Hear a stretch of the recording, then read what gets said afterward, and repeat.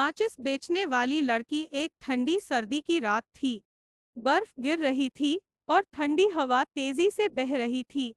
एक छोटी सी लड़की, जिसके कपड़े पुराने और फटे हुए थे, नंगे पैर गलियों में माचिस बेच रही थी। माचिस ले लो, माचिस ले लो। वह ठिठुरती हुई लोगों से गुहार लगा रही थी, लेकिन कोई उसकी बात नहीं सुन रहा था। हर कोई जल्दी जल्दी अपने घरों की ओर बढ़ रहा था, जहां उनके लिए गर्म खाना और आग जल रही थी।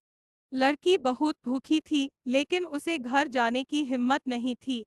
अगर वह बिना पैसे के लौटती, तो उसका कठोर पिता उसे डांटता या मारता।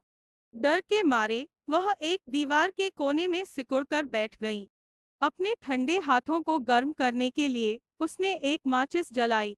जैसे ही लौ जली, उसे लगा कि वह एक बड़े चूल्हे के सामने बैठी है, जहां आग की गर्म लपटें उसे सुकून दे रही है।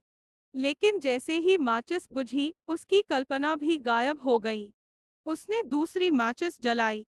इस बार उसे एक स्वादिष्ट दावत दिखाई दी, गर्म रोटियां, घी से टपकती दाल और एक मीठा हलवा। लेकिन जैसे ही लौ बुझी, सब कुछ गायब हो गया। फिर उसने तीसरी माचिस जलाई। इस बार उसे एक सुंदर क्रिसमस ट्री दिखा, जिसके चारों ओर रोशनी झिलमिला रही थी। लेकिन फिर से माचिस बुझ गई और अंधेरा छा गया। आखिर में उसने एक साथ सारी माचिसें जला दी। उसे अपनी दादी दिखी, जो प्यार से उसे अपनी बाहों में बुला रही थी। वह उनकी गोद में समा गई और पहली बार उसे सच में गर्मी और सुकून महसूस हुआ। अगली सुबह लोग गली में उस छोटी लड़की को ठंड से जमी हुई हालत में बैठे हुए पाए। उसके चेहरे पर एक हल्की मुस्कान थी, क्योंकि अब वह गरीबी और तकलीफ से आजाद हो चुकी थी।